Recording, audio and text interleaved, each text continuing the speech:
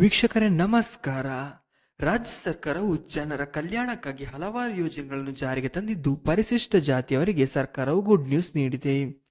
ಭೂ ಒಡೆತನ ಯೋಜನೆಯಡಿಯಲ್ಲಿ 25 ಲಕ್ಷ ರೂಪಾಯಿವರೆಗೆ 6% ಬಡ್ಡಿ ದರದಲ್ಲಿ ಸಹಾಯಧನ ನೀಡುವ ಯೋಜನೆಯನ್ನ ಮುಖ್ಯವಾಗಿ ಜಮೀನು ಖರೀದಿಸಲು ಈ ಒಂದು ಅರ್ಜಿಯನ್ನು ಆಹ್ವಾನಿಸಲಾಗಿದೆ.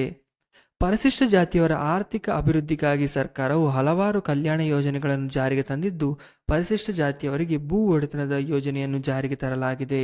ಹೀಗೆ ಭೂರಹಿತ ಮಹಿಳಾ ಕೃಷಿ ಕಾರ್ಮಿಕರಿಗೆ ಕೃಷಿ ಜಮೀನು ಖರೀದಿಸಿ ಸರ್ಕಾರದ ವತಿಯಿಂದ ಸಹಾಯಧನವನ್ನು ನೀಡಲಾಗುತ್ತದೆ.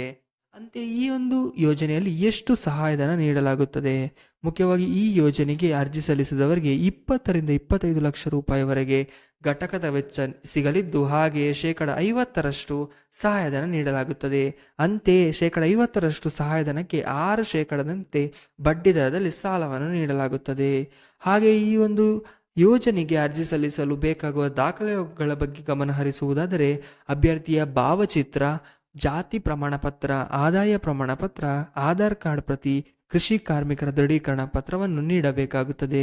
ಅಂತೆಯೇ ಈ ಒಂದು ಯೋಜನೆಗೆ ಯಾರೆಲ್ಲ ಅರ್ಜಿ ಸಲ್ಲಿಸಬಹುದು ಗಮನಿಸುವುದಾದರೆ, ಭೂ ಒಡೆತನ ಯೋಜನೆಯ ಈ ಕೆಳಗಿನ ನಿಯಮಗಳ ವ್ಯಾಪ್ತಿಯಲ್ಲಿ ಬರುವ ಸಮುದಾಯದ ಅಭ್ಯರ್ಥಿಗಳು ಇದಕ್ಕೊಂದು ಅರ್ಜಿ ಸಲ್ಲಿಸಬಹುದಾಗಿದೆ.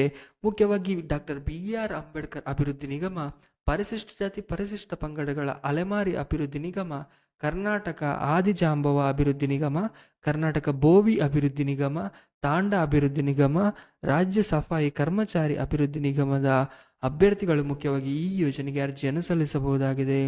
ಈ ಒಂದು 24-25ನೇ ಸಾಲಿನ ಪರಿಶಿಷ್ಟ ಜಾತಿ ಆರ್ಥಿಕ ಅಭಿವೃದ್ಧಿಗಾಗಿ ಭೂ ಒಡೆತನ ಯೋಜನೆಯಾಗಿ ಆನ್ಲೈನ್ನಲ್ಲಿ ಅರ್ಜಿ ಆಹ್ವಾನಿಸಲಾಗಿದ್ದು, ಮುಖ್ಯವಾಗಿ ಈ ಒಂದು ಅರ್ಜಿ ಸಲ್ಲಿಕೆಯ ಕೊನೆಯ ದಿನಾಂಕ 10/11/2024ಕ್ಕೆ ಒಂದು ಪೋಸ್ಟ್ಪೋನ್ ಆಗಿದೆ.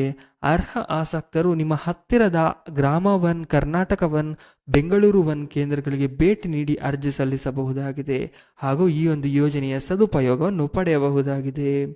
ವೀಕ್ಷಕರೇ, ಇನ್ನೂ ಕೂಡ ನಮ್ಮ ಚಾನೆಲ್ಗೆ ಯಾರು ಸಬ್ಸ್ಕ್ರೈಬ್ ಆಗಿಲ್ಲ, ಆದಷ್ಟು ಬೇಗ ಸಬ್ಸ್ಕ್ರೈಬ್ ಆಗಿ ಹಾಗೂ ಇನ್ನೂ ಹೆಚ್ಚಿನ ಸರ್ಕಾರಿ ರಿಲೇಟೆಡ್ ಮಾಹಿತಿಗಳಿಗಾಗಿ ನೀವು ಈ ವಿಡಿಯೋನ ಲೈಕ್ ಮಾಡೋದಕ್ಕೆ ಮರಿಬೇಡಿ. ಧನ್ಯವಾದ.